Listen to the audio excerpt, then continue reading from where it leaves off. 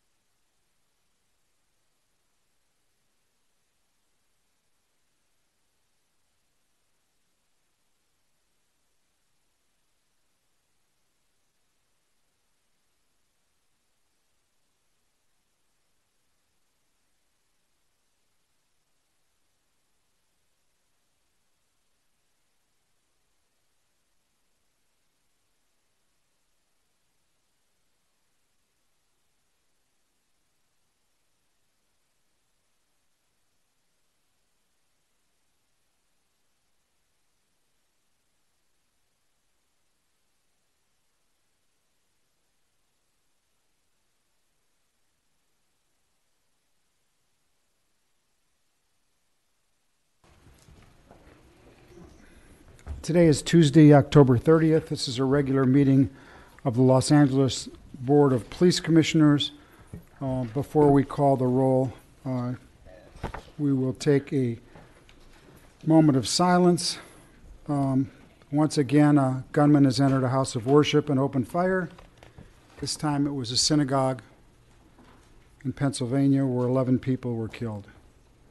But let's also remember the 26 people that were killed at a Texas church in 2017. Church shooting in Tennessee left 1 dead and 7 wounded, also in 17. 9 people were killed at a historic black church in South Carolina in 2015. White supremacists killed 3 at a Kansas Jewish center in 2014. 6 people were killed at a Sikh temple in Wisconsin in 2012. And on July 27th, 2008, a man who'd hidden a shotgun inside a guitar case opened fire at a Unitarian Universalist church in Knoxville, Tennessee, killing 2 people. Let's take a moment of silence for all of them.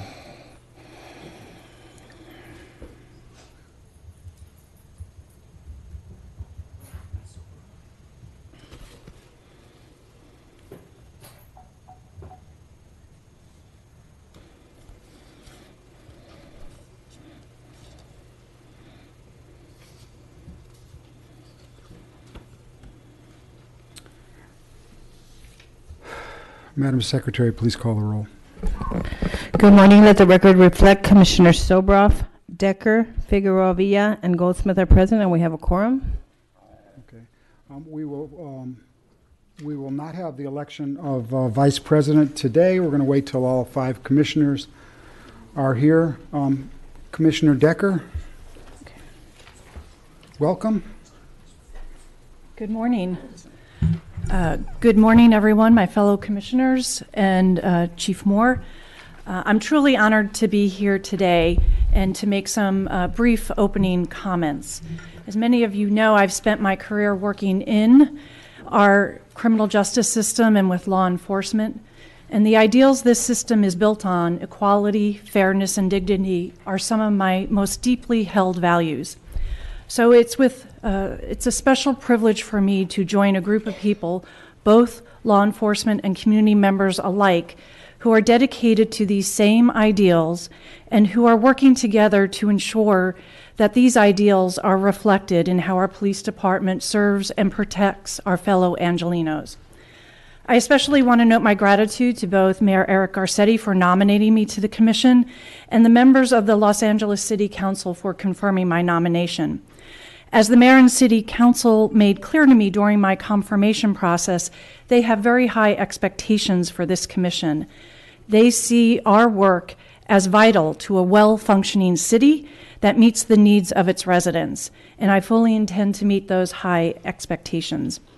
Now, of course, as the new kid on the block, I don't want to be presumptuous and present a fully formed agenda on day one. Certainly, one of the first things I will do is sit down with each of you to better understand the work you have done, your priorities for the future, and how I can best collaborate with you. Importantly, I also intend to listen to the community to better understand their goals for our work and to listen to the men and women in the department to hear about their goals and concerns. With that said, I would nevertheless like to briefly mention a few issues that I see as central to the work of the Commission. Based on my experience, I know a trusted police department is an effective police department, and establishing trust, of course, begins with transparency. So it will be vital that we continue to make the department's work clear and understandable to all Angelenos. And building this trust will mean making an extra effort to improve relationships with communities that have historically felt disconnected, disrespected, and in some cases ignored by the work of the LAPD. And I believe one of the key ways to strengthen these relationships is to build on the progress that has been made in hiring a police force whose officers reflect the racial, ethnic, and gender diversity of our city. As we hire new officers, I want to ensure that they and their colleagues have what they need. In my previous work with the LAPD, I've always been inspired by the bravery and dedication of our police officers.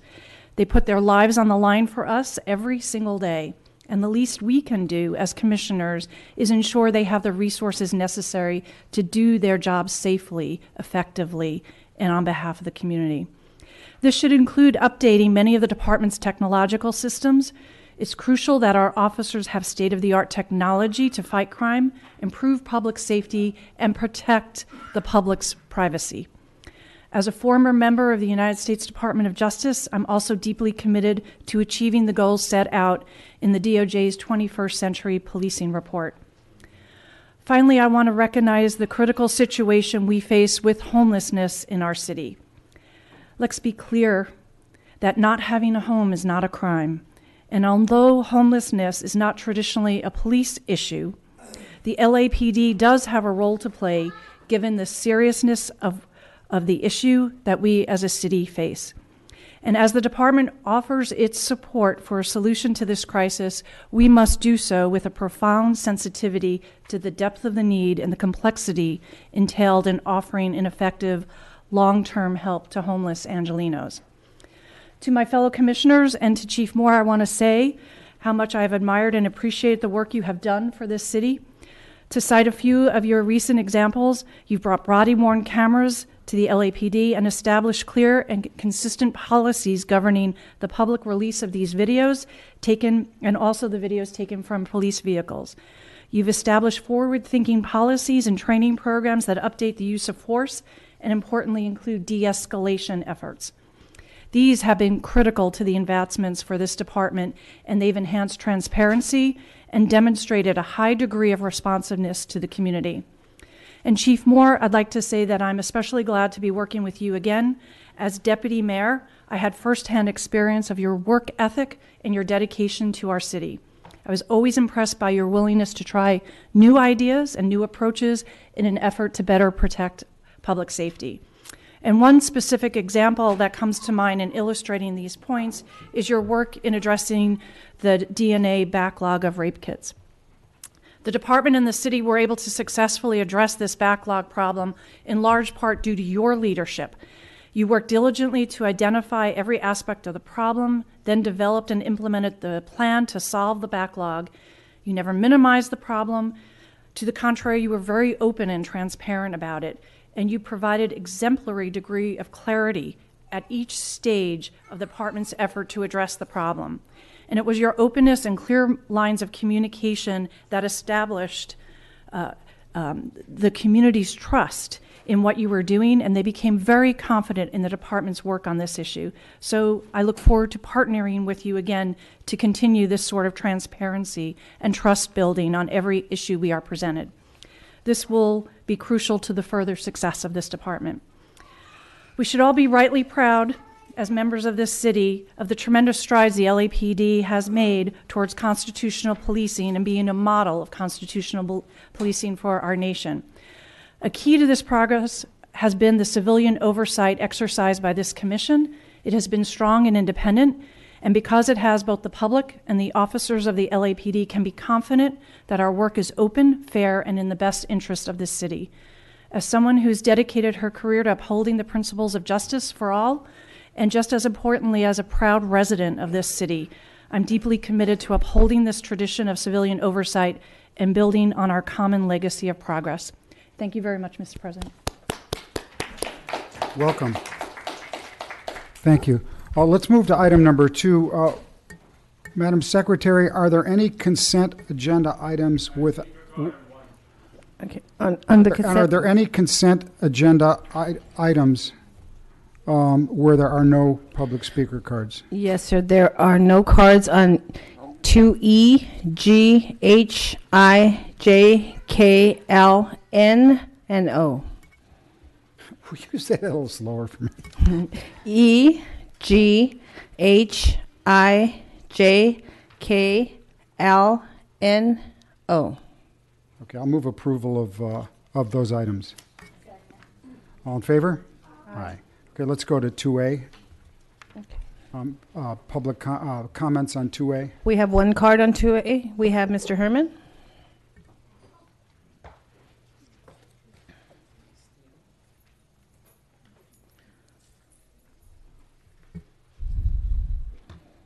on B and C and D?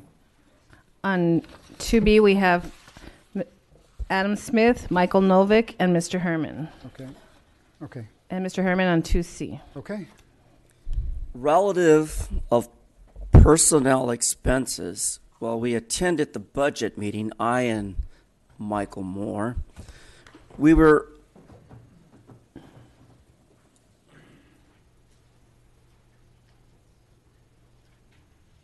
reluctant to find out that Paul Krikorian, the gentleman that runs the budget and finance for the city of Los Angeles, stated in his report that Mr. Moore needs to reduce overtime, in which I object because personnel expenses are very important.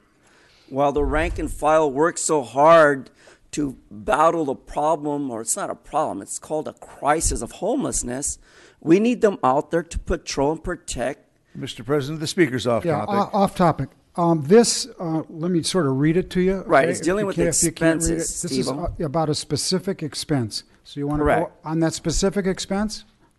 Dealing with the Los Angeles County Police Chiefs Association, Yeah. otherwise known as the Strategic Planning Workshop. So you need a budget to fund a workshop.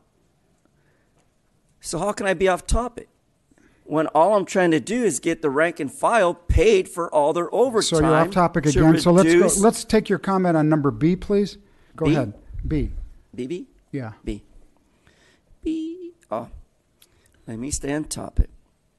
Relative to the fucking personnel expenses, fucking statement of fucking chief of police, not Michael Moore, but past incumbent, in the fucking amount for Mr. President, the speaker's expenses being repetitive. He's not per- speaking to Repetitive. the item. You're going to last really short time in this meeting, but that's last warning on this one. Go ahead. Go ahead. You mean I under the American Disability Act don't have rights protected under 42 U.S.C. 121.02, Steve? Isn't this a service? Isn't this a place of public convenience? Off topic. Enjoying? Next speaker, please. What about my other Next items? speaker is So- Adam Smith, please. Somebody else. It's not your turn now. You mean 28 CFR 36? It's your last warning, or I'm going to ask you to leave the meeting. Sorry, you allow me to finish my public No, comment? I'm going to ask you to leave the meeting. You can escort him out. You can escort him out. I'm leaving. Don't you see me? Go ahead. Mr. President, for the record, the speaker continues to disrupt the meeting by speaking. Go ahead. You can start the clock. Go ahead, Mr. Smith. I can't concentrate. Good morning. So I'm speaking on 2B relative to a personal expense statement for the chief's trip to the International Association of the Chiefs of Police. And I know that Trump was the keynote speaker at that conference, so I was wondering if you met him. Mostly just because I'm curious, but I'm also wondering if that's the best use of our tax dollars to send you on trips where this dude is at speaking. Los Angeles is full of people that are demonized and criminalized by Trump, so I'm not sure that we should be spending our tax dollars to reimburse you for a trip to meet him. And I know that it's not on here, but I'm also thinking about the security that tax dollars pay for you to go on these trips. And I'm wondering if there's any criteria for when you should pay your own way for these types of trips. If I were more cynical, I would say that you could probably afford to do that. So let's stay on topic, please, Mr. Smith. Okay. Last warning. That was my first warning, Steve. Your last one, too. I know part of the expense was for your trip to Washington for the museum, and Steve was with you. He couldn't kick you down a per diem for food. So are you moving to a different one now? Okay, next. Michael Novick. Mr. Novick. Morning, sir. Morning. Yeah, I want to object to this payment for the personal expenses. I objected when you had the original item some time ago to authorize the visit and to pay for the visit to the International Association of Chiefs of Police in advance. Are we on B or C? This We're is on B, sir. Okay, I'm sorry. Okay. So since you do have a new member of the board, I want to point out again, excuse me, wish you allowed us to bring water in here. The International Association of Chiefs of Police supports the concept of community-oriented policing as what's called the domestic equivalent of psychological operations in the military. As part of the militarization of police, it's seen as a method of controlling the thinking of the population or the enemy. What does that have to do with personal expense? It has to do with the International Association of Chiefs of Police. This is about the expense, so why don't you go on topic, please? On topic, it's an improper expense item. He was already paid to go there, and to spend an additional $4,000 for his having been there, I think is outrageous. Okay, thank you. We have 2C, Mr. Herman, who's not present. Mr. President, I would suggest you take a motion on item 2A and 2B. Move for approval 2A and 2B. All in favor? Aye. Anyone opposed? Let's go to 2C. We have one card for Mr. Herman, who's not present. A motion for approval. I'm all in favor? Aye. Anyone opposed? Okay. 2D, we have Adam Smith and Mr. Novick. Okay, Mr. Smith. Can he speak a little later? He just stepped out for a second. Mr. Novick?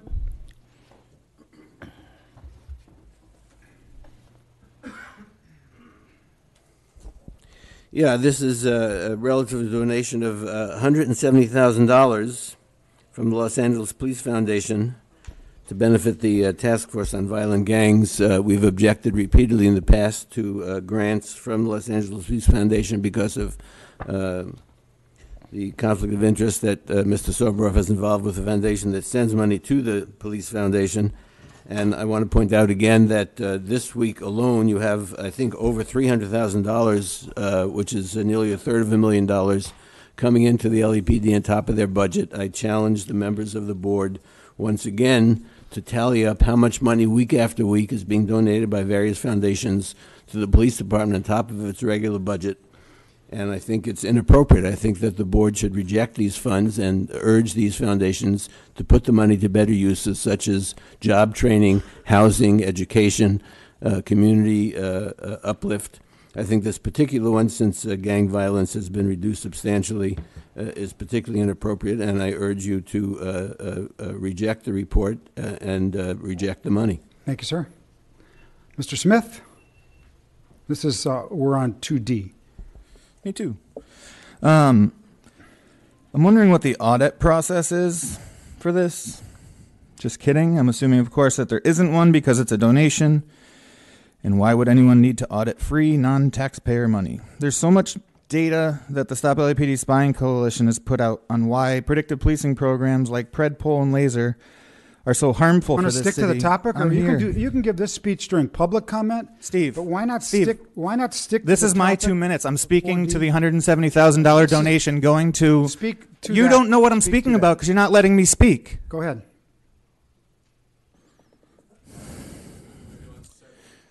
Can I get some of my time back? No. Go ahead. We know that the special operations units operate out of Metro Division, the same units that enforce Laser and create the chronic offender bulletins that label people criminals because of arbitrary race-biased data that is collected through, among many other things, biased pedestrian stops and vehicle stops, data that your own audits continue to show to be incredibly biased. Speaking of arbitrary, when you look at the homepage of the LAPD website, the number of sworn officers fluctuates. Why doesn't this change on that list of stats at the bottom of the homepage on the number of supposed gangs in the city and the number of supposed gang members? Every day that I've looked over the last year or so, there have been 45,000 gang members in LA, according to the website. We know for a fact that the LAPD, when creating these chronic offender bulletins, uses info like a person's location. President, the speaker's off topic. This is about a donation. Next speaker, you can come back during public comment, Mr. Smith, anytime. Next, I'll speak specifically to it right now. We have no other speaker on D, sir. Motion for approval on item D. If I use the word 170,000, can I finish Mr. my... Smith, No, and you can have a seat. I would just like to say Or that I I'm don't going to appreciate call the you out of order subjectiveness or ask you to of leave the what's, meeting. relevant. Go ahead. Motion for approval on 2D. All in favor? Aye. Okay. We're on 2F. We have Mr. Adam Smith. Mr. Smith on 2F.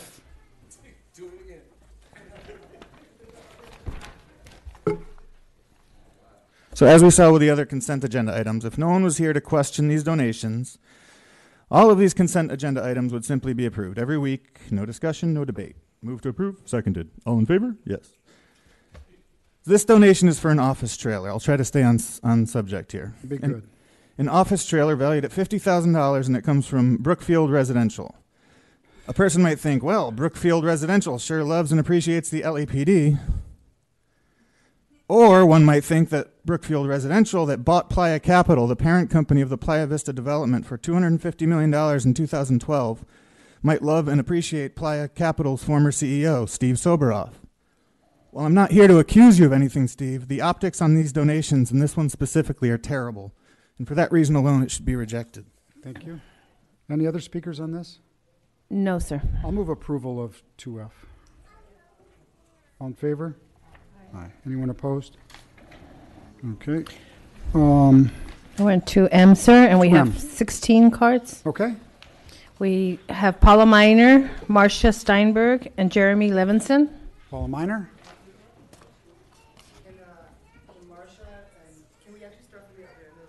I'm sorry? Can we start from the other end of the list? No, we do it. Oh, Paula Miner's not here? Okay, well, when she comes back, who's next? Marcia Steinberg, Marcia Steinberg. Jeremy Levinson, Jeremy Levinson. Maya Sir? Gazal, Maya Gazal, Oliver Holden. These people submitted, but they're not here? They're not here. Kai Utsumi, he's Okay. not here. Adam Smith, Wait, Kai, wait. Kai Utsumi is here. Wait a minute, is he here? Yes. Oliver? Kai Utsumi is here. Okay, go ahead, sir. Yes. And it appears to be the same writing on all these cards, sir. Okay. Kay Utsumi, human rights activist. I'm totally against the LAPD receiving reimbursement from GENSA, and also I'm for stopping military training between Israeli Defense Force and LAPD immediately. The difference between Israeli theocratic right-wing nationalism and recent Jewish victims of racist white supremacist genocide is huge. They are just about opposite. Recent victims of neo-Nazi, the highest Hebrew immigrant rights group, are multiracial, multicultural, human rights people. The person that killed so many in the synagogue, he is a racist, neo-Nazi, white supremacist. LAPD can function without the reimbursement. No to reimbursement. I want to repeat, HIAS is a Hebrew immigrant rights organization that the victims of the synagogue were part of. HIAS, the victim of the white supremacists, are for human rights and immigrant rights. There's and the Israeli government is against immigrant rights. They're right-wing Israeli government. Recently, the Israeli government had a Knesset vote very close. Let's stick to the topic. This is about donation of airfare and hotel expenses. Next speaker. Next Oliver speaker. Holden. Right here, Marcia and Jeremy are here. Paula's here. Oliver's here. They're all here. Paula Miner, please. Paula Miner. Paula Miner's not here? No. Okay, then Paula Miner, you're called, please. Mr. President, may I suggest for just the order of the effort, we have cards turned in. The board secretary will call those cards in the order she has received them. If someone is not here, the speaker card will be set aside and that person will not be able to speak. We have to have the order. We can't have the audience telling us who is going to No, speak. the audience is not telling us who's ordering. This is your last warning if you'd like to stay in the meeting. So Paula Minor. Paula Minor. Oh, Paula Minor waives her time. Next speaker, Marcia Steinberg. Marcia Steinberg. Marcia, welcome. Thank you.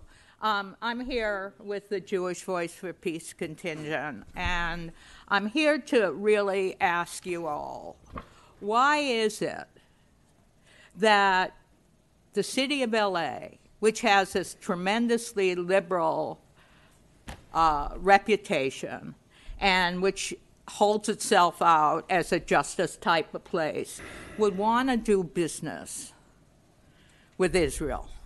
I don't understand that. That's Israel not. is an apartheid Look, state. hold it, and I'll give you your time. Hold on, Ms. Steinberg, please. Excuse me. We have public comment, and you can talk about anything you want in public comment. Just a minute. Anything you want about public comment. In this case, we're talking about a donation of airfare and hotel expenses. So I want you to stick to the topic. Sir, this is your last warning. I know you're first here. So you can talk now, but talk about the topic, and then you can come back. But you're going to say that I have to talk about the Yeah, I'm going to say you have to talk about in the topic, room, Ms. Steinberg. and I Yes. haven't even seen the agenda. Well, then I you should know look at the what's on agenda. That's not my issue. But I didn't know what order. Then Why you can would come I back. be We called welcome now? you back for public comment. Who would call me now? We're calling you now. Do you know why you're up there now? Here, it's the Homeland Security. There you go. Give her the topic and take your time.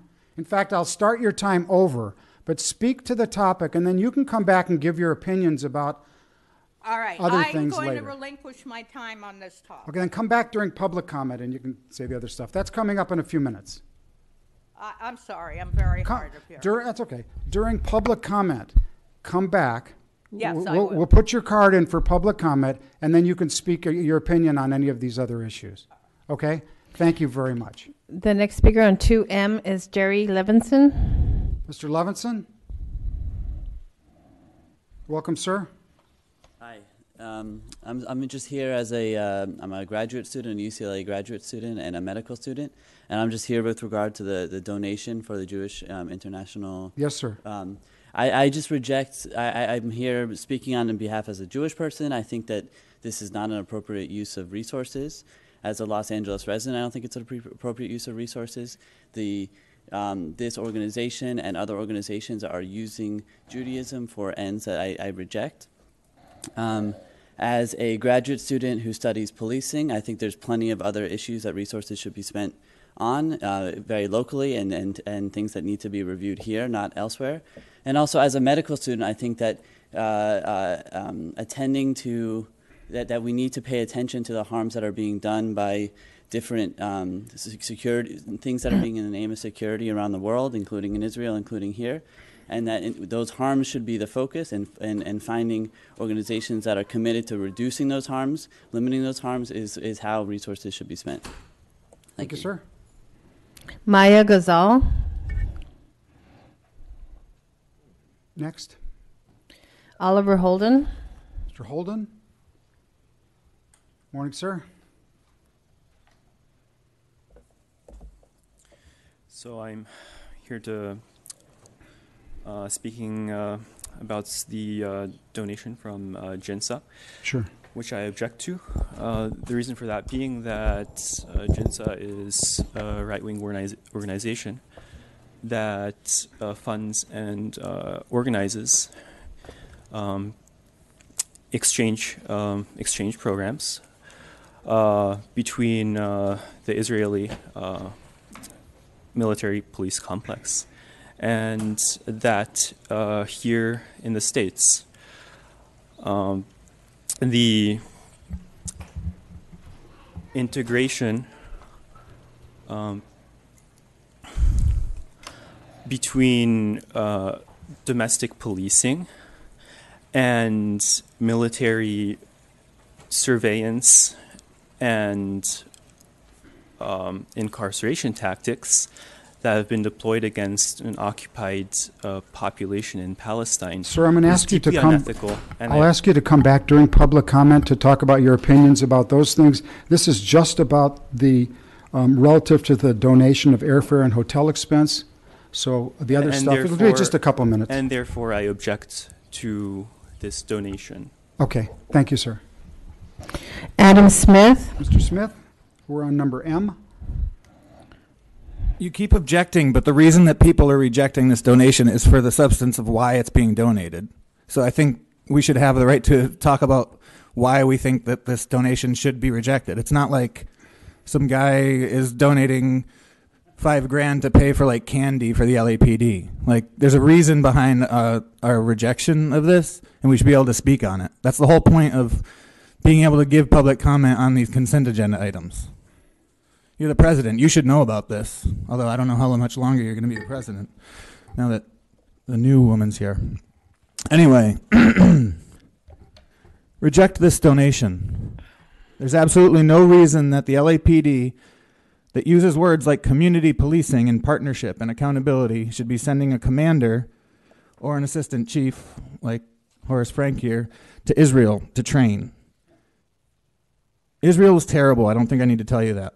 They have a human rights record that is terrible. This is why we're rejecting. Off topic. This is why we're rejecting the donation, Steve. It is not off topic. You're this is loud doesn't mean you're right. You're off. Oh topic. yeah, you're one to talk, Mr. Last Warning. All right, I'll give another specific piece to this donation. Great.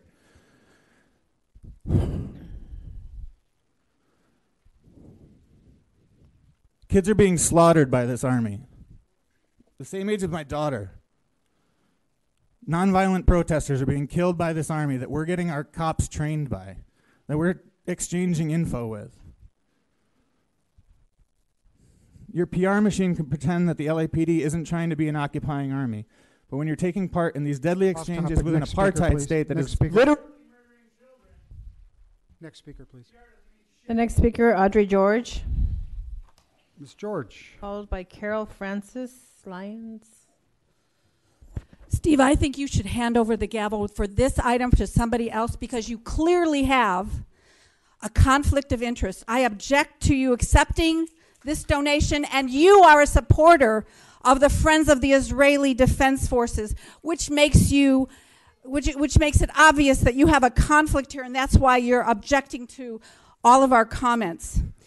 This donation is from the Jewish Institute for National Security of America, a right-wing think tank. They want to reimburse the LAPD for expenses of having to send the LAPD commanding officer to participate in an exchange program in the apartheid state of Israel. The purpose of this program is to allow two repressive regimes to exchange tactics and technologies. Even though you, Steve, support the Friends of the IDF, this is what I, a Jewish person, believe about the IDF. They they engage in covert counterterrorism and counterinsurgency inside and outside of Israel. You're off topic. They are highly militarized, occupying force. Talk about the JDF or whatever you want. I call BS in a time when LAPD promises change, promises to prioritize a de-racialized force that focuses on de-escalation, constitutional rights, promises to work harder to stop killing black and brown residents of poor and working class neighborhoods. Why are we accepting this donation? Keeping in mind that LAPD's budget is currently $1.6 billion for this fiscal year. And this is just to show what what a high percentage that is of the general fund. The general budget is just over $3 billion. So this amount allocated to the LAPD doesn't even include pensions, which is separate from the city's general budget. The officer who attended, the commanding officer of LAPD's counterterrorism group, is charged with making... Next speaker, please. Carol Francis. Pardon me? Carol Francis. Carol Francis. Followed by Michael Novick and Allison Cameron. Didn't Novick already speak on this one? No. Okay.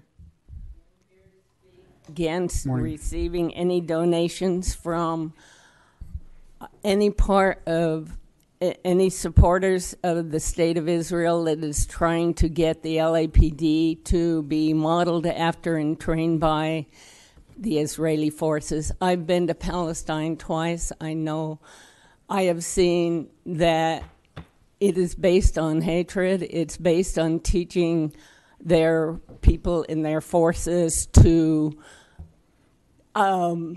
deal with Palestinians as the enemy, and that's not what we want our LAPD to be trained as, so they can come back and say, okay, our enemy is the black and brown people, so we've learned how to deal with the enemy.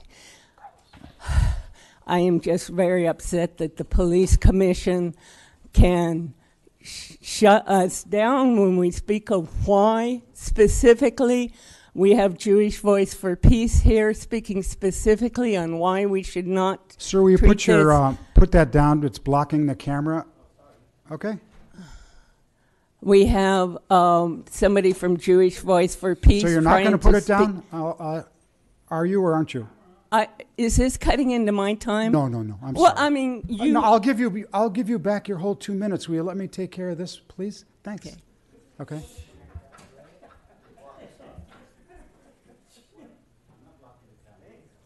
Don't. Okay, go ahead. I'm gonna let you start over. It's your last warning, sir. We're demanding that the commission reject the donation from the Jewish so-called Institute for National Security of America, or JINSA, and I am very upset that you would shut down voices from the community, including a woman from Jewish Voice for Peace, because of your own agenda and your own love for Israel. I've been to Palestine. I have seen what their military and their police forces do to people that they consider the enemy, and these are not the people that I want training our people how to deal with somebody that they've been taught is the enemy, namely black and brown people. This is not what we need in this country. We need a police force that can look at oppressed people who may be angry, may be filled with hate, and learn how to diffuse that. And they're not going to learn that from going to a country that has just passed a law saying that they are a Jewish state for the Jewish people only, and the 20% of their people that are Palestinian just have no human rights at all, let alone the people they have no right to be occupying in Palestine on the other side of the Green Line, or in Gaza, another part of Palestine. Okay, thank you. Mr. President, if I might just for a moment, there's been a number of speakers who've talked about this travel involving the Los Angeles Police Department working with the Israeli Defense Forces. And just for a matter of clarification, I'll make available later today the actual travel agenda that involved our participation. Our participation, and it'll detail each of the meetings that Commander Zarcone participated in. And just for clarity, it's actually a travel that I've participated in some four plus years ago. And our involvement is with the Israeli National Police and with the Israeli Border Police, specifically to the issues that have been identified by a number of audience members relative to the relationships involving the police and all communities of Israel, and including the struggles that many of those communities have between those communities themselves, and where the police are oftentimes been placed in the midst or in between those warring and troubled factions, and as means of identifying strategies that have worked for the Israeli National Police, as well as strategies and techniques that we find that would not be suitable for adoption here in the United States. So this is an awareness engagement, and it's one that I believe and support. But just for the matters of clarification to the audience who believes this is one set of travel when it is not, and your concerns, I will release that agenda later today for a better understanding of the activities involved. Thank you, Chief. Mr. Novick? Any after Mr. Novick? Is this it? We have about 5 more. Okay, Mr. Novick. Given the chief's comments, I still object to this donation. I object to the officer having participated in a Homeland Security program in Israel. I object to accepting funds over $5,000 from the Jewish Institute for National Security, which is a right-wing organization and does not speak for the Jewish people and should not use the word Jewish in their title. I'm a member of If Not Now, which is primarily young Jews in the United States opposed to the occupation. The state of Israel does not, in fact, define its own borders and has never defined its borders. So if you have border police, they're defining an undefined border that is not recognized internationally and is not stated by the state of Israel because they have designs on the borders of other countries.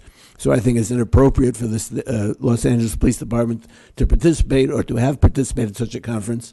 I think it's illegitimate to accept money from an organization that's promoting a concept of national security which is based on occupation and is engaging the LAPD in acting as an occupational force inside its own borders. I think that the concepts and the particular commanding officer involved in the anti-terrorism division is incorporating concepts of counterinsurgency policing into LAPD operations in an inappropriate way, and it's an aspect of the militarization of the police in the city. Functioning as an occupying army inside communities of color. I think it's inappropriate activity for the police department. It's inappropriate policy, inappropriate activity for the accepting these funds. And I think it's a further example of the way in which you disguise policy decisions on your consent agenda week after week, and you rubber stamp what is happening in this city to your detriment. It's a dereliction of duty by the LA Police Commission, and you stand. Don't cut my mic. I have 6 more seconds. You're responsible. The blood is on your hands for the kind of police. Okay, next speaker, please. Allison Cameron, followed by Celine Kusing and Akhil Gopal. Good morning. Good morning. Thank you for your time. As a Jewish resident of Los Angeles, I specifically demand that the Commission reject the donation from JINSA. As people mentioned before me, it's a right-wing think tank that advocates for U.S.-Israeli security cooperation and further increased military spending and further terrorization of communities not only in Israel, but also in the United States, especially those who are further marginalized within the city of L.A. There's no support that comes from the further militarization of the police and cooperation with Israel as an apartheid state, as further terrorized not only Palestinian residents, but also Jewish communities of color and refugees who have been further exiled and rejected from the state of Israel. And I mean, what are you supposed to learn from the military that kills children every day, as people before have mentioned for me? JINSA specifically promotes trainings under the banner of national security and homeland security, but it's really an opportunity for two violent and racist institutions to collaborate together, create the worst and most evil practices of mass surveillance, racial profiling, inhumane violence, shooting, militarization of communities, and the further racialization and criminalization of people who are just trying to defend themselves against the violence that they face every day. And as a person who who has been deeply affected by the white supremacist shooting that happened in Pittsburgh this past weekend, and I appreciate your recognition of it earlier today, but how can you support a state that's explicitly white supremacist and supports the notion of white supremacy when you're trying to acknowledge the white supremacist violence that happens in the United States here this weekend and every day? And I don't think that you should further support another government that does the same sort of actions that these supposed white supremacists do. Thank you. For Next your speaker, time. please. Celine. Morning, welcome. My name's Celine, and I'm speaking today on behalf of the Palestinian Youth Movement's Los Angeles chapter. We're here to strongly oppose the acceptance of any donations from the Jewish Institute for National Security of America for a recent exchange program in Israel.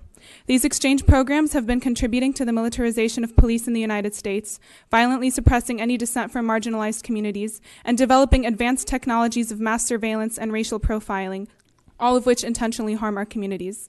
The logic that undergirds these national security efforts are deeply Islamophobic, anti-immigrant, anti-Arab, and anti-Black. The settler colonial regimes of the U.S. and Israel are converging through these exchange programs to share repressive and discriminatory policing practices that allow for state-sanctioned violence, mass criminalization, and attacks on our communities. There have been over 400 police murders of Black and brown people since 2012 in LA, and such exchanges between Israeli military and American police only serve to enable and justify these attacks on our communities. They supply police departments with resources, strategies, and technologies to continue such violence. Israel is an apartheid settler colonial state that is occupying Palestine and ethnically cleansing our people. They test their policing and military technologies on our people and export them to repressive regimes all over the world, including the U.S. and the police forces here.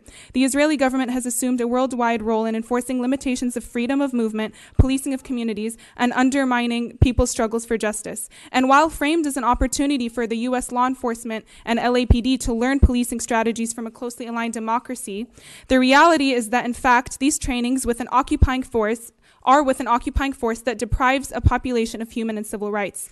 These programs facilitate an exchange of methods and state violence and control, including mass surveillance, racial profiling, and suppression of protest and dissent. This shows that the police here view themselves as an occupying force in Los Angeles that do not prioritize human and civil rights. They occupy these streets and test their repressive technologies and practices on the people of LA as the laboratory, just as Israel does in occupied Palestine. And we're holding you accountable for... Thank you very much. Next speaker. The next speaker, Akil Gopal, Hamid Khan, and Julia Tannenbaum. Those are the last three on this? Yes, sir. Okay. And then I'm going to... Pardon me? Okay. So I think it's pretty clear that when you have a head of the police commission with as deep of a conflict of interest as Steve Soboroff, as somebody who's literally raised money for the Friends of the IDF, of course he thinks every comment about Israel's off topic and that the only comments we can make about this hotel is about its Yelp reviews or something like that. So one of the things I'm going to say in this time that I have is that we completely reject, as speaking as a member of Jewish Voice for Peace and Stop LAPD Spying, we completely reject this awful funding from a right-wing think tank with close ties to members of the Trump administration like John Bolton and other activities including pushing for increased military spending, close ties with arms contractors, close ties with pushing for increased military aid to Israel. We completely reject any kind of funding from an organization like that. And not only that, but these exchange trips, when you talk about them being with the Israeli police as opposed to the Israeli military, we all know that there's a revolving door between the police, the military, private sector, intelligence agencies, etc. in Israel. And that many of the people who create the technologies that LAPD contracts come directly out of an elite cyber unit of the military itself. So any collaboration with Israel is collaboration with an occupying settler colonial apartheid state, and we rejected it all altogether. Not only that, but the U.S. is currently doing the exact same thing too. As we can see, Trump has literally deployed thousands of troops to the U.S.-Mexico border right now. So when we talk about border militarization... Hop back on topic, okay? Oh my God, it's completely on topic. Hop back on topic. So when we talk about LAPD, this is completely on topic because right now LAPD has the exact same harmful practices of mass surveillance and racial profiling, and we've been exporting them even within the U.S. with training other agencies such as CPD in Chicago and hosting conferences or exporting private companies such as Predpol to other municipalities. Next speaker, please. Hamid Khan. Mr. Khan. So little Humpty had to be reminded by the city attorney that he's getting out of hand. I mean, it's not as simple, Michael Moore, what you just said, that what the LAPD adapts or not. It is a context that we are looking at. Well, first of all, speaking about the source itself, Jinsa and Akil talked about John Bolton, one of the most virulent and vulgar individual. That is, I mean, of course, the whole Trump administration. And I think what's even more insulting to our collective conscience is that Jinsa had nominated him for a Nobel Peace Prize. Now think about that John Bolton was nominated for a Nobel Peace Prize by Jinsa, the very source that is giving them the money. So I think we have to really ground ourselves in the bigger context that this is also nothing new. because training between different agencies always happen. LAPD's own history of training the El Salvadorian paramilitary squads in the 1980s. LAPD's own history of having Marine Corps individuals in 2003 and cruising through the streets of South Central Los Angeles in training them in counterinsurgency tactics, which were used in Al-Anbar province in Iraq as well. So I think when we think about it, it's not just the surveillance or the armaments, we know about that. But what is happening in the context is that this is the enforcement of an apartheid regime. It is those tactics that we should be looking at. It is the enforcement of a regime of expulsion. It is the enforcement of policing of exclusion. It is the enforcement of policing of displacement. And when you draw these parallels, LAPD is very much in line with what's going on in Skid Row. LAPD is very much in line with what's going on in South Central Los Angeles. LAPD is very much in line with what is going on across the bridge and the east side of our communities as well. So we have to keep on speaking about it. They will rubber stamp it. But we have to let the people know the conflict of interest. And there are no other cards on this item, sir.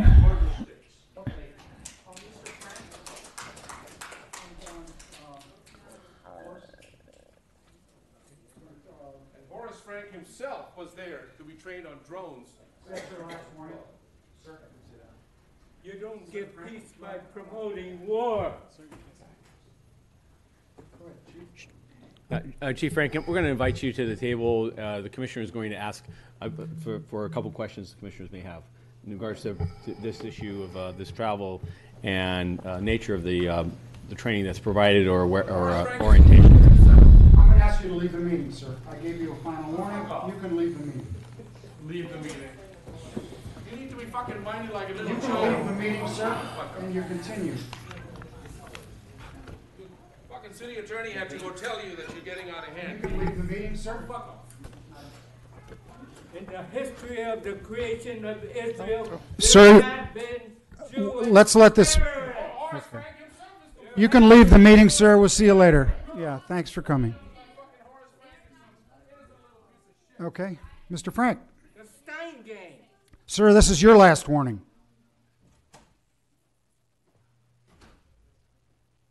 Mr. Frank. Sir, I want to talk about the travel. So Go Deputy ahead. Chief Frank is the commanding officer of the Counterterrorism Special Operations Bureau, and as such, what I'm going to kick you out too for doing the same thing. So please, I'd like not to ask you to leave, but stop disrupting the meeting. Please. And Commissioner President, at my request, I'm going to ask if he would provide some context as to the nature of this travel and the activities engaged in while our personnel are there, and how we take that information and use it or otherwise relative to our observations in regards to what is learned in Israel. Thank you, Chief. Commissioners, good morning. Again, Deputy Chief Forrest Frank, I'm the commanding officer of the Department's Counterterrorism and Special Operations Bureau. This is a travel that was organized with GINSA, not just with the LAPD, but with approximately 12 other law enforcement agencies, senior law enforcement executives around the country that have included Chicago PD, New York City Police Department, New Jersey State Police, several other sheriffs and chiefs of police around the country. GINSA has had a long history in the past of working with local law enforcement entities throughout the United States to promote basically as exchanging of ideas. As Chief Moore indicated earlier, a lot of the information that we've gained in terms of information from engaging in these travels, a lot of it in many ways helps us to realize here in the United States what things that we can and what we can't do by looking at some of the issues that are going on there in Israel. It's not just about the things that the issue here is not about adopting what they're doing necessarily. It's looking at what they're doing. Is it working? Is it not working? And we also share information with them because the populations are so similar in many ways. Things that we do here in the United States that they have chosen to say, this is something that works for us that we can adopt, and vice versa. It's also an opportunity while we're there. Keep in mind that we're there with several other law enforcement entities around the country. They're also exchanging ideas, and we're also in that position that we can learn from them. Do we have any questions, commissioners? Can you just describe Can you describe the role of JINSA in particular? I'm sorry, Commissioner. Can you describe the role of JINSA in the trip? So JINSA basically, they basically just they organize the trip for us. They get the entities all together. They've got they've got pretty good relationships with the Israeli National Police. So they're basically taking law enforcement executives there to Israel to discuss a lot of these issues, whether it's border issues, whether it's local law enforcement issues in terms of policing with the different ethnic groups over there. Many of the same issues that we face here in the United States. They're basically a go-between that connect the agencies together. Sandra, did you have a question? Do we meet with the Israeli military? You want to turn No, this is it's the Israeli National Police and a lot of their border police also. Okay. Commissioner Decker? Chief, you've attended these trainings in the past in addition to Chief Moore? I have, Commissioner. Several years ago, I had an opportunity to attend this, not with this particular organization, but a similar trip, and it was extremely helpful in terms of educating me in terms of what was going on there in Israel, some of the challenges that they were facing.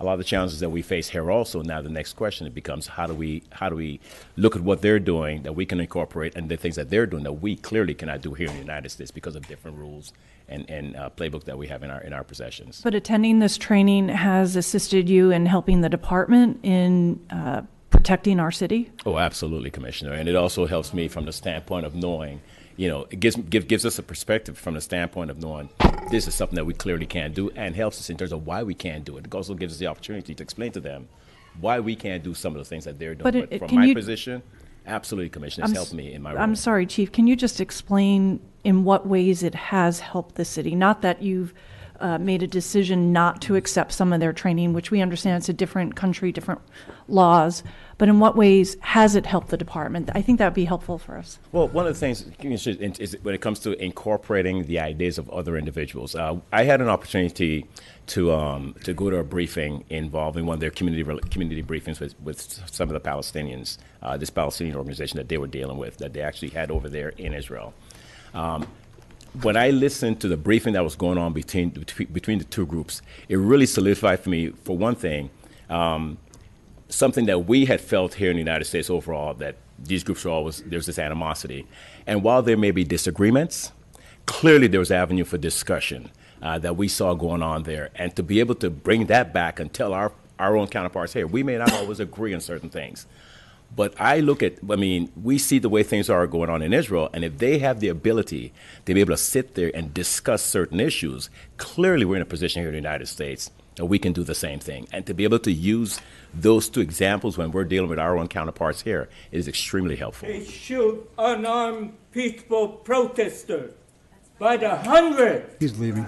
By the hundred. He's leaving. They shoot unarmed peaceful Palestinian protester. That's the truth. You can see it on TV. Let's just let him leave. You're welcome, Commissioner. Menachem Begin was a terrorist.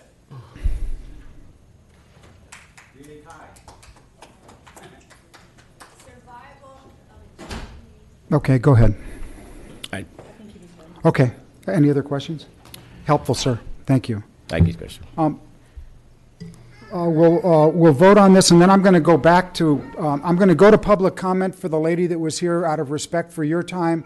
Let you do your public comment. Come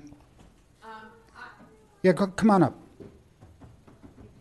You need to have a motion and approval. Okay, of this so item, let's have a motion for approval of item number 2M, please. Thank you. My name is Marcia. Okay, wait. Let me do this first. Okay. Do we have a motion for approval of 2M? I'm hard of here. I'm going to move for 2M. Do we have a second? There's no second? I'll second it. All those in favor? Aye. Aye. Okay, and we have one abstention, 3-1. Okay. Okay. 3-1. 3-1 abstain. Yes, now I'm going to public comment for you, and then we'll go back out of public comment. We'll take care of everyone else later. Let them go. Let them go. Oh, do you have time? I just want to make sure you have time. Yeah. Let them do it. Oh, there is no abstention? Okay. So, hold on for a second. We have a motion for approval of 2M, please. I'll move it. Do we have a second? Yes, I'll second it. All those in favor? Aye. Aye. All opposed? Aye. Okay. 3-1. Okay. Let's go to regular agenda items, number 3A. Do we have any commissioner comments on 3A? Wait, I think I had some. Hold on, let me look. This is regarding the audit. Pull this up.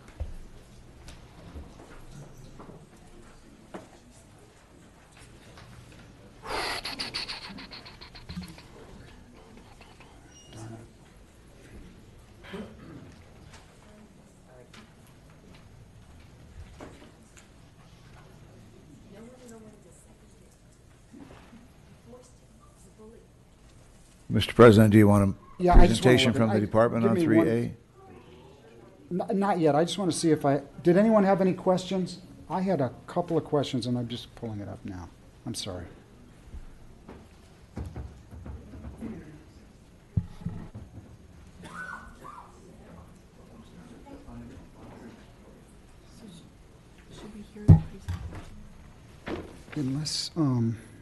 Unless any commissioners want to hear the presentation, usually we don't. Because usually we've read everything, and Good morning, everyone. I'm Wendy Gamble with Audit Division. I have with me Jennifer On, who conducted. Can you hear me better now? Good morning, all. I'm Wendy Gamble with Audit Division. I have with me Jennifer On, who is the project manager of the audit. Okay. Questions were, there were a couple areas in there, item number 1C and item number 4B, that had less than 90% meeting standards. So I read through, usually that's acknowledged, their recommendations, and there was a statement, there was a lack of department policy regarding the restraining order to be entered into by Carpos within 72 hours. And then, and again, in the findings that the validation process wasn't as required. So when it did something that I had never seen before. It made the recommendations, which I understand, and then the actions taken in management response said the department is in draft form was presented to the assistant officer, commanding officer, records identification, and each were in general agreement. Okay. Well, the fact that they're in general agreement has nothing to do with actions. But there were actions taken based on the interdepartmental correspondence which was attached. And my question is, my request would be, if there are actions taken, to list them in the main report instead of not even referring to them. I did find what the actions were. Following? You're saying list the actions in the actual report? Yeah, it said there were the actions taken, management response, and it didn't list what the actions were taken. That the actions were taken. Good morning. If I may just intercede, Yeah. Jeffrey Phillips, Commanding Officer of Audit Division. The Yeah. actions taken that we list there are essentially the immediate actions taken that we at Audit Division in communicating the audit findings with the respective auditees, if you will. I found those. I found those in Chris's interdepartmental. But if I understand correctly, your request is perhaps for us to summarize what it is that the auditee is indicating the actions taken. Or that they're list taking? them in the main report. I mean, what you're saying, this is the main report. It's the report that's distributed publicly. It says the actions that were taken in the management response, except it doesn't list the actions taken in the management response. Very well. We can go ahead And it's usually done. It's the first time I've ever seen that it wasn't. And Sure. I don't disagree with the actions. I don't disagree with the response. I think the audit was fine. It was a point of information. That's something that we could Yeah. certainly incorporate. Okay. Not a problem. If you do you want to talk about the couple of areas that were subpar? Yeah, we can talk about Yeah. a couple of Yeah. the areas. One of the areas is Objective 1C, which has to do with the timeliness of data input. And Right. We've talked to Office of Operations about that, making sure that that information is put in within a certain amount of time. There's also 4B. It's another area of concern. Just give me 1 second. Yeah. So just for to simplify this, Yeah, because this is Chief. a complex area, let's talk about the actions taken on 1C. So we have Terry Carter, who's the Commanding Officer of Records Identification Division. There you go. And this goes to the 72-hour entrance of a restraining order requirement. Yes, good morning. Thank Good you, morning. Chief. Terry Carter, Records and Identification Division. Since this audit, we've implemented internal procedures within Records and Identification Vehicle Warrant Section. That's the section that handles the restraining orders that come through the department. We're only one section that handles that. Restraining orders go throughout all the 21 geographic areas. But for records and identification, we've set up internal controls. Each watch, every supervisor, is one of the first duties that they do when they come in is to ensure that all the restraining orders received for the day and for that watch are handled and distributed. Okay. So when it says that there was a lack of department policy, you basically clarified that and now Yes. and taken care of it. Yes. Okay, good. Sir, may I also Sure. address the validation process? Yes. It seems to be quite confusing. So the validation process is required by the Department of Justice. What that means is that every law enforcement agency must go back to the initiating agency and request request validation that each restraining order is still valid and open. So we had been working with Information Technology Division for quite a few months, and finally in July of 2018 they were able to get the download ready for us and proper, and now what we're doing is we're sending it. We actually have to hand walk a flash drive over to the court, and the administrator over there will take that flash drive for now until ITD continues to work on this process. But Okay. we're fulfilling that now. Good. Any other questions, anybody? Do we have any public comments on? I do have a question. Okay, go ahead. On the first page of your memorandum correspondence, you indicate that challenges arose in coordinating meetings with each of the 21 geographic areas. Obviously, that immediately hit me as being a cause for concern, but maybe I'm misreading this. Could someone just address that briefly on what happened and how we can improve on that? Okay. For this audit, because the population we obtained from the DOJ, we're not sure it's complete. So we need to go back and forth with the DOJ first to verify that all the records that LAPD received has been entered, and all the records in the DOJ database are active. So we have to verify since the department was a lack of validation process. So that took us a long time to verify the population. And the second, this audit we separate to two different areas. One is for the records personnel's responsibility to enter the records in the DOJ system timely, accurately, and completely. The second part is the patrol function and how the patrol personnel handles the restraining orders. So for that, we have to work with the ITD to download over thousands of DFARs so we can verify. We have to actually go each line by line to verify that call was indeed for restraining order. So that takes tremendous of time. Let's talk about the manner. The commissioner's question is, in coordinating meetings, were the area commands responsive? If they were not, what actions were taken to ensure that Audit Division has access to the needed personnel so that they can complete their audit in more timely And that's kind of how I interpreted your question, and I just want to clarify. The correct interpretation. Thank right. you. I want to clarify we have no issues with regard to any cooperation from any auditees. Really, it's just the sheer numbers. We're talking about 21 geographic areas, and so it takes time to coordinate. That's the challenge. But it's not because of any lack of cooperation or anything like that. I just want to make sure that. I truly appreciate it because it's easy to misread that comment in the report, so I just wasn't sure which way to read it. So thank you very much. Do we have any public comments on this item? We have none, sir. Okay. May we have a motion for approval of item number 3A? Second, all those in favor? Aye. Are there any commissioner comments on items number B, C, D, or E? Or any need for staff to come up? We with only all- have I'm B. Wait, I'm just talking about commissioners. Oh, I'm sorry.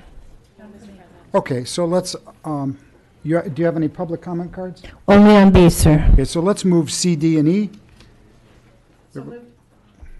All in favor? Aye. Okay, item number B, we have one, or I don't know how many? 2 cards, sir. 2 cards. Go ahead. We have Michael Novick and Gina DiPietro. Okay, Mr. Novick.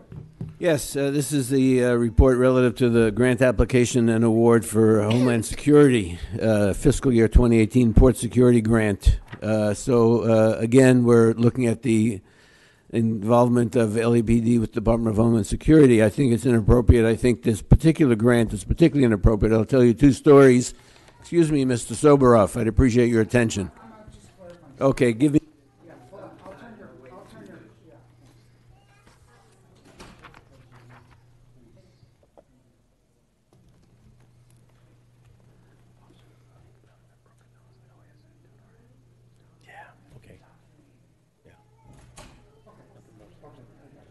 Laceration, bumps and bruises. Okay, start over? Sure.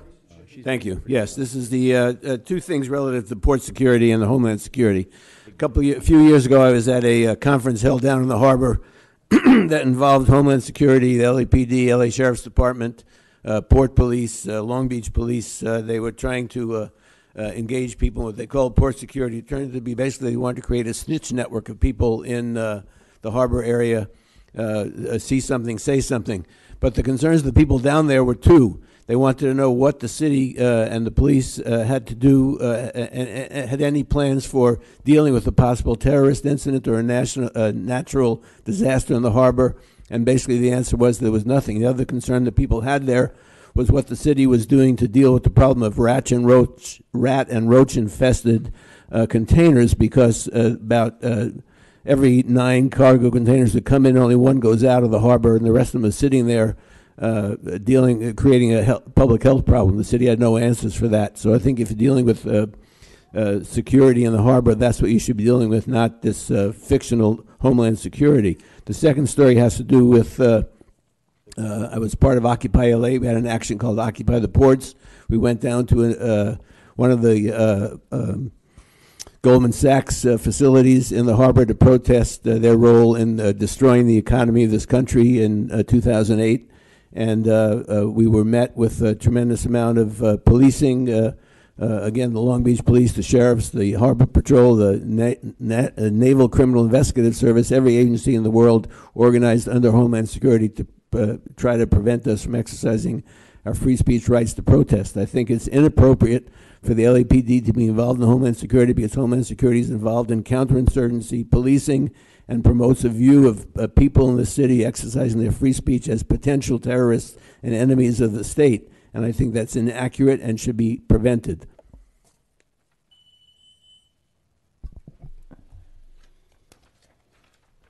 Next speaker, please. Is Hi. the last speaker on this one? Yes, sir. Okay. Morning.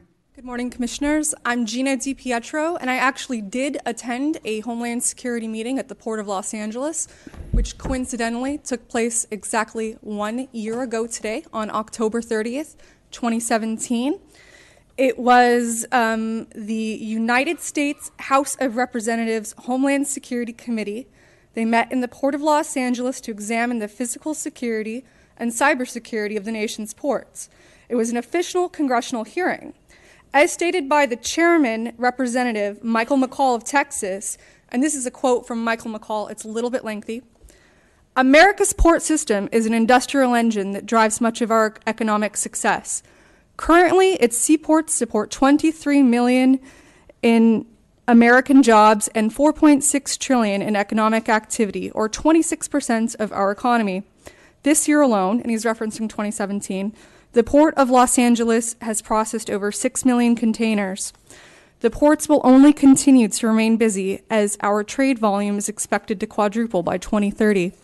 That meeting was important also, and thank you, Michael McCall, for your quote, because there actually was a Homeland Security incident just a few months earlier when a man who was being chased by the LAPD in a high-speed chase breached the fence, the gates at the port, got in, climbed a crane, and jumped off. There was an actual breach in Homeland Security. It was a very relevant meeting. What I'd like to do is thank the Department of Homeland Security for their generous grant. I'd also like to thank the Los Angeles police community for working with the Department of Homeland Security. And I'd also like to urge all of you to take a look back at this very important meeting. It's available online. It took place a year ago today, and it's worth your time. Thank you so much. Thank you. Before we vote on this, Chief, will you just describe for the general public the relationship between the Port Police and the LAPD? Commissioner, and for the general public's awareness, the City of Los Angeles has 3 police agencies, that being the LAPD, the Port Police, and the Los Angeles World Airport Police. The Port Police and the Los Angeles World Airport Police, those are proprietary departments, and given the nature of the policing security needs for both those ports of entry into not just Los Angeles and California, but into the United States, the city has dedicated police forces there. Those forces are geared directly to the nature of port operations, whether it be airport operations or seaport operations. And our relationship, my relationship with Dave Maggard and with the port chief as well, is close. We're friends, but we're also professional colleagues in understanding and coordinating our respective police forces' capabilities and limitations, and how to best deliver police and security services for those 2 sites that help me as the chief of Los Angeles ensure the safety of all of our communities. Those communities extend not just to the cargo and cargo vessels and the shipping commerce that is in one of the largest ports in the world, but also to the transportation of cruise ships and tourists and others that visit that seaport, and then of course the commercial and industry transportation that occurs with the Los Angeles World Airport. So in each of these agencies, we work alongside. Their officers attend our police academy and complete the 6 months of the same training as our regular full or otherwise Los Angeles police officers, and our relationship, particularly in the harbor, is daily with communications as far as crimes, but also opportunities to improve safety of the entire San Pedro Harbor Gateway community. Good, very helpful. Okay, may we have a motion for approval? All in favor? Aye. Okay, we'll move to the next item, which is the report of the chief. Chief? Good morning, Commissioners. Good morning, sir. So, first, let me thank you for taking a moment to honor a moment of silence to bring remembrance and honor to the tragic event in Pittsburgh this last Saturday. This last week has seen, in regards to significant events in Los Angeles, has seen and witnessed that attack that occurred on Saturday. That morning, our resources sprang into action immediately upon learning of that attack at the synagogue. Specifically, I reached out to the president of the Jewish Federation, as well as a number of our community relations and area resources, as well as Chief Grimala and Community Engagement Group, reaching out to our Jewish community stakeholders throughout the region. Given this occurred on Saturday as the Sabbath, and then the Orthodox community was largely in synagogues and unaware of these attacks, we actually deployed resources, police resources, uniform and in business attire, to a number of synagogues around the Los Angeles region to make contact and to inform them as to this attack, the nature of it, the fact that the individual was in custody, but that we would also begin dedicated patrols throughout the weekend for those synagogues as a means of visible patrols, as a means of reassuring the congregant that we were aware of this, and should there be a copycat or someone individual, unstable, crazed individual that upon seeing the Pittsburgh attack would believe that this was their opportunity or their calling, that we would be able to work effectively with those synagogues to improve their safety and provide for it. This is an outgrowth of those communications that occur regularly.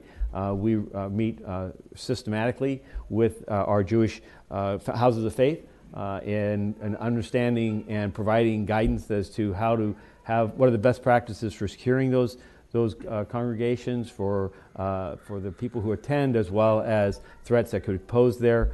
And I was proud of our men and women as they did this as a matter of an automatic. It was an audible that as soon as its attack took place, there was a quick and ready response by our personnel.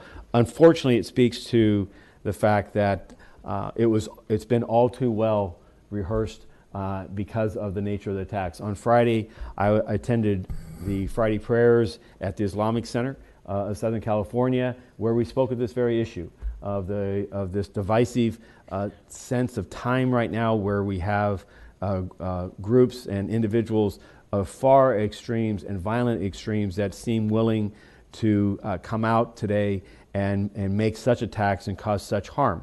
That, of course, was then with the backdrop of the arrest of Cesar Sayal, the mail bombing suspect, and his actions earlier in the week. As a department and second largest city in the country, we of course mobilized our engagement in that incident as well, because the initial understanding of those multiple mail parcels were going to elected officials and other significant individuals that we believed and anticipated we would have targets here on the West Coast, and specifically in Los Angeles, and that bore out to be true with a device that was sent to Congresswoman Maxine Waters, and that device, I'm proud to say that our men and women, our bomb explosives unit responded to, was able to safely render it render it safe without and while preserving needed evidence for the investigation. That I believe that, in concert with the other investigative efforts across the country, aided the FBI in identifying this individual and bringing him in. The nature of that threat, however, continues, as was noted yesterday in many papers and public sources. This individual has identified had an interest list that was quite expansive and involved individuals here in the LA region.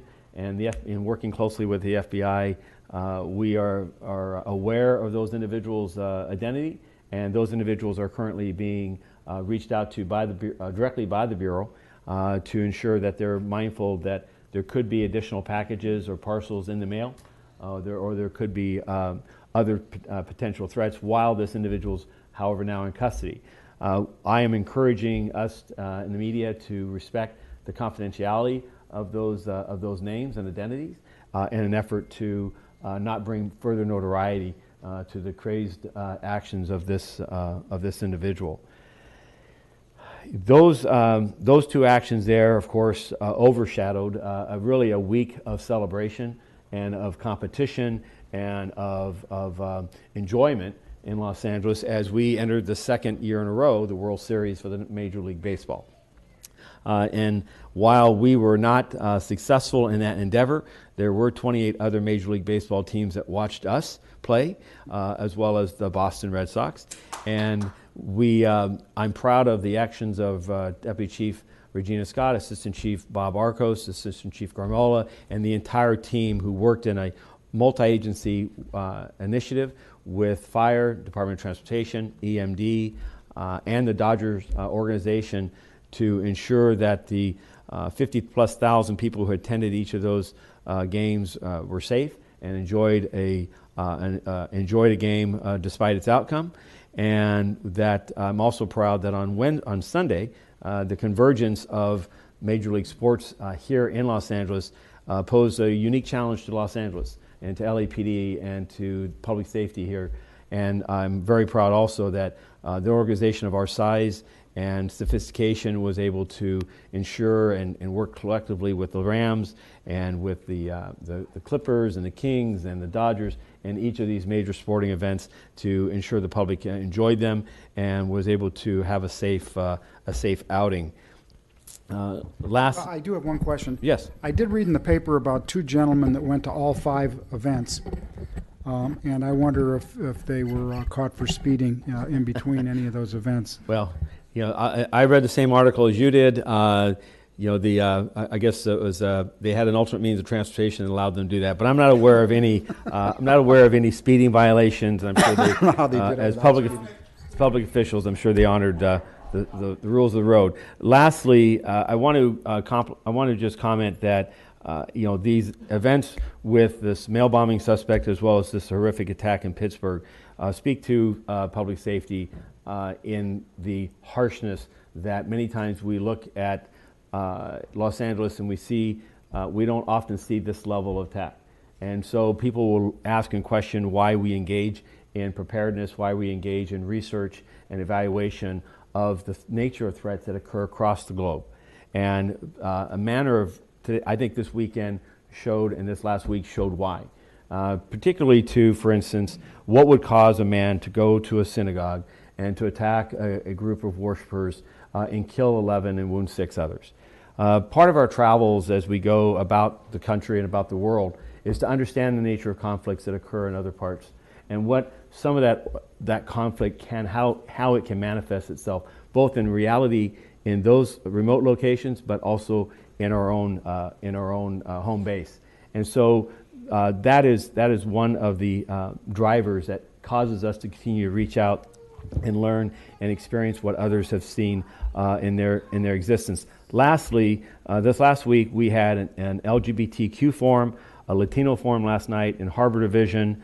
We had a teen dialogue with the YMCA at Cal State University LA with the Bright Future. I had 200 plus high school students there on a Saturday morning, spent the day talking about how to improve police-student relationships. It was at church services on Sunday. These are the community engagements that I'm proud to see our men and women engaged in and investing in as we move about the safety of Los Angeles. We did have, in transitioning, we did have an officer-involved shooting that happened, as is customary in the last 7 days. I will comment on any officer-involved or categorical use of force.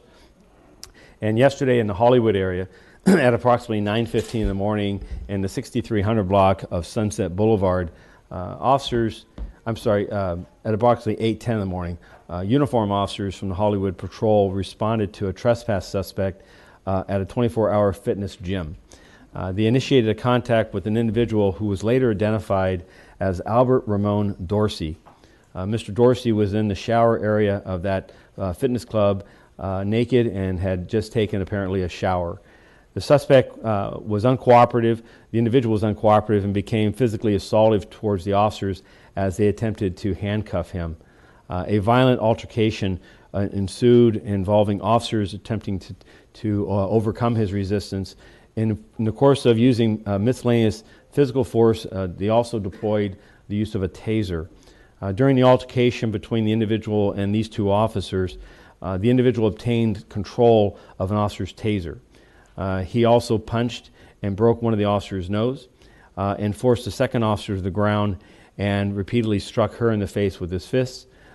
And ultimately this resulted in an officer-involved shooting. Both officers involved were wearing body-worn videos, devices, and they were activated at the time of this incident. The Los Angeles Fire Department responded and declared the suspect dead at scene. Both officers sustained injuries about the head and face and were treated and later released from a nearby hospital. Force Investigation Division responded, as did the District Attorney's rollout team, as well as the Office of the Inspector General. And I will, of course, this investigation will continue in the days ahead, and this will also result in a release of available body-worn video and other digital evidence and a summary in context of this event within the 45 days as directed by this commission. Moving and transitioning over to our crime stats, The department continues to see an overall reduction in violent and Part 1 crime, with 21 fewer homicides year-to-date versus last. That's a 9% reduction. And over a 2-year period, that's nearly a 17% reduction in homicides. Year-to-date, we are at 3.1% reduction in violent crime, and many times my reports are about percentages. But in real numbers, that's 759 fewer victims of a violent crime this year versus last. And over the course of the entire year, we've had 2,862 fewer Part 1 crimes for an overall reduction of 2.7%. What's driving these reductions is gang crime is down nearly 11%, with homicides, gang-related homicides down 20%. With the moving over to officer-involved shootings, with this most recent officer-involved shooting of yesterday, our officer-involved shootings now total 27 for the year. Last year, that number was 36 at this time, and the 4-year average was 34. In those officer-involved shootings, 11 have been fatal, and our 4-year average on that is just under is 15.50. Our public contacts continue to see an increase this year versus last of approximately 10% between call load and vehicle stops and pedestrian stops. In regards to our traffic statistics, we are experiencing just a relatively minor reduction in the number of fatals, with 185 fatal traffic collisions versus 188 last year. That is still a troubling, even though that's a 1.6% reduction, that is still up nearly 20% from our numbers in 2014. One of the areas that we're seeing the most pressure on is motor vehicles versus PED, and in bicyclist-involved collisions. In bicyclist-involved collisions, we've had 15 fatals this year. Last year at this time, that number was 12. And so that's an area that I report on each week, and it's an area that we continue to focus our energies in trying to improve the safety of cyclists, as well as ensure that motorists are aware of the right of cyclists to the road, as well as on equal par as a motorist. Sworn and civilian personnel statistics. We're at 10,017 sworn personnel on payroll. Our civilian personnel on payroll total 2,961. We have 385 reserves, and we have 1,428 cadets, and that concludes my report. Okay. I'm happy to answer any questions. Any questions of the chief? Public comments. We have 4 public comment cards. We have Mr. Novick, Adam Smith, Paula Miner, and Michael Williams. Okay. Mr. Novick, on item number 4. Thank you. I think it's unfortunate the chief had to report a fatal shooting again this week, particularly given that it was a naked man. I think it calls into question some of the efficacy of so-called de-escalation training that the LAPD engages in, that the situation resulted in a man's death. My general comments or question have to do, this week the city of Memphis was found liable or lost a federal lawsuit brought by the ACLU over political espionage that violated a consent decree going back to 1978, in which they were basically using probably false social media profiles to keep tabs on Black Lives Matter and other political activists in the city.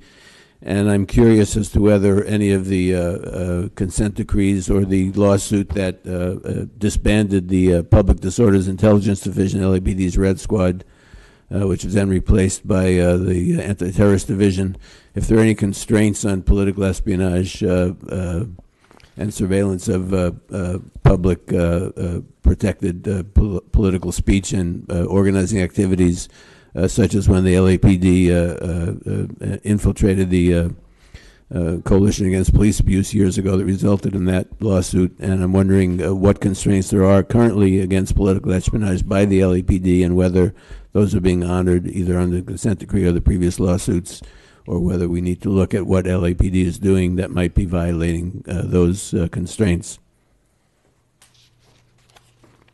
Adam Smith, please. Mr. Smith.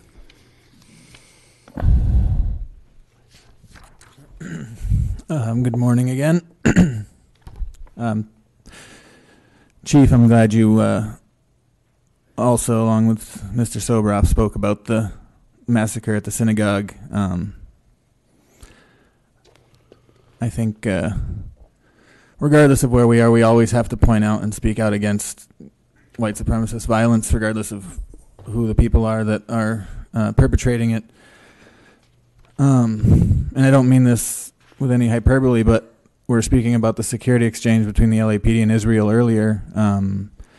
Has there been talk with Deputy Chief Frank from the Counterterrorism Unit to do a security exchange with the Pittsburgh police that were able to take this man who massacred 11 elders while they were praying, shot four police officers, and yet we're able to take this white man into custody while yesterday the LAPD managed to bring weapons to a scene and kill a naked person. So I'm wondering if there's going to be a security exchange to figure out different practices so that the LAPD stops killing people. Paula Miner.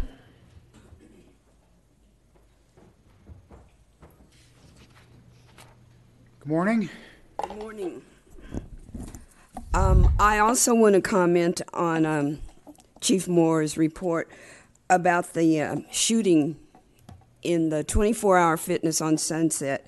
Again, we in Black Lives Matter are monitoring and looking at officer-involved shootings, especially fatal officer-involved shootings. And this particular shooting of a person allegedly naked, allegedly homeless, again, adds to the reputation of LAPD as the most murderous police force in the United States.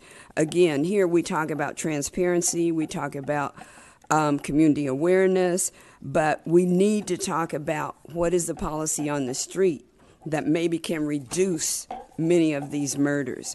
I'd also just like to say thank you to Chief Moore when there was a discussion about the training in Israel, and Mr. Soveroff continued to insult people who tried to speak on it, and you at least tried to give a calm and measured explanation. Perhaps you should help Mr. Soveroff understand how he should proceed on controversial issues. Next speaker. Next speaker, Michael Williams. I find it very interesting that the police can separate themselves from what happened in the synagogue than what happens here in Los Angeles to black people and brown people every single day by the hands of your officers. Ezell Ford, who was on my hand, was shot and killed by two officers who were on your payroll for years after his death, and that this commission found that both officers were out of policy, but yet they remained on your position. That was an innocent life that was taken, and you cooperated with that. You kept those officers on your payroll, allowing them to get money from the city after this body said that they were illegally killed someone.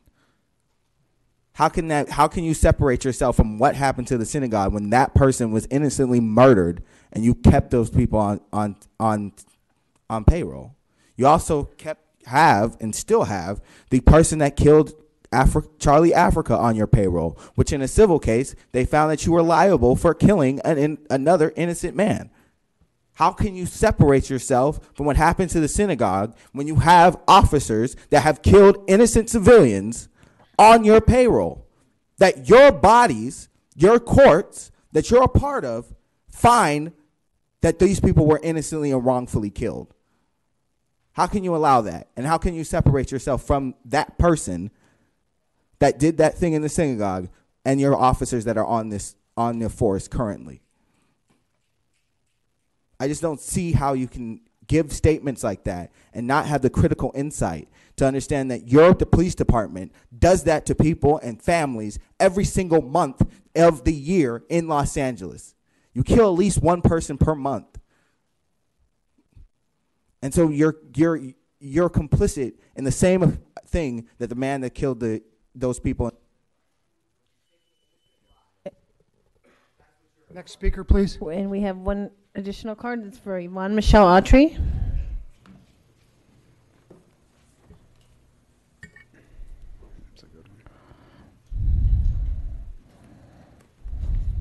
Morning. Yes, that's what I would like to really bring out, that aspect. When I've read the reports of the Palestinians who have been murdered, men, women, children, and then one Israeli that was wounded, and then the backlash when entire villages and people are burned and bombed.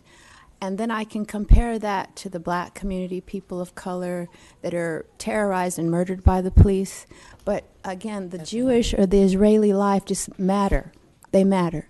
But the black lives, the Palestinian lives, those that are labeled special needs or those that are labeled mentally challenged, compared to the Jewish, it just doesn't matter, apparently. I live in a building owned by Isaac Shomoff and Eric Shomoff. They're Israeli Jews. Okay, above me there are Israeli intelligence. They've hired the Hispanic or Mexican mafia to target me, my neighbors. I don't like to identify as a targeted individual, but every day I'm told, well, yeah, this is a dog because it's not a Jew. You're not pedigree, you're not Jewish. So it's okay because my life doesn't matter.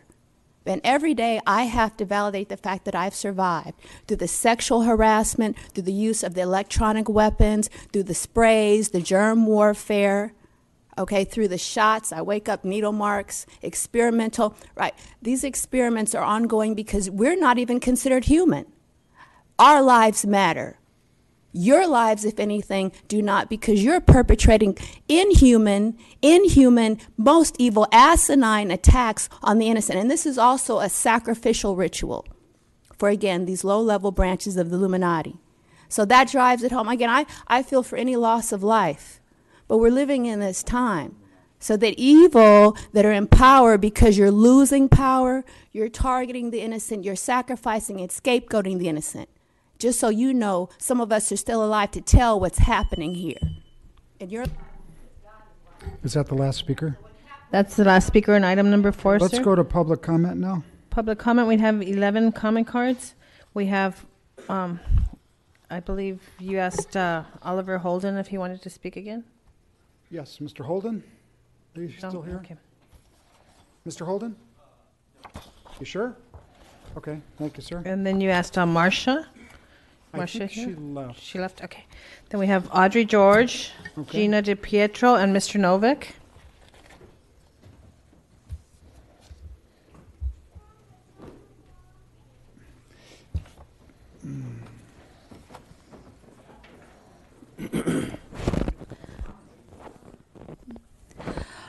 Mayor Garcetti says our newest commissioner is one of America's finest public safety professionals who will help us shape a future for LAPD that is defined by stronger relationships with all of Los Angeles communities, better technology for officers, and more resources for the officers in the field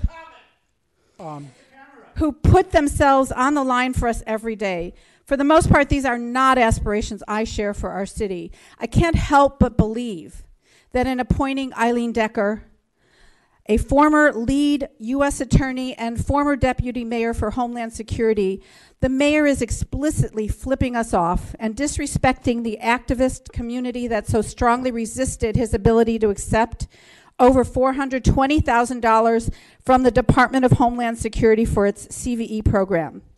Commissioner Decker, I hope you've been misquoted in reported comments about your very, very high regard for the LAPD. Please don't serve on this supposedly independent commission as a puppet of the LAPD with preconceived notions about it as anything close to being a model of racially neutral policing, and recognize its well-earned reputation for killing black and brown residents of LA. I also ask Eileen Decker to hold all police commission meetings at locations away from LAPD headquarters where they are accessible to all members of the community, specifically those most impacted by policing. Please influence this commission to hold all police commission meetings in the evening, not at 9:30 on a weekday when the vast majority of folks are working, attending school, or unavailable. And please develop a procedure to receive and promptly answer questions asked or submitted by community members. Gina DiPietro.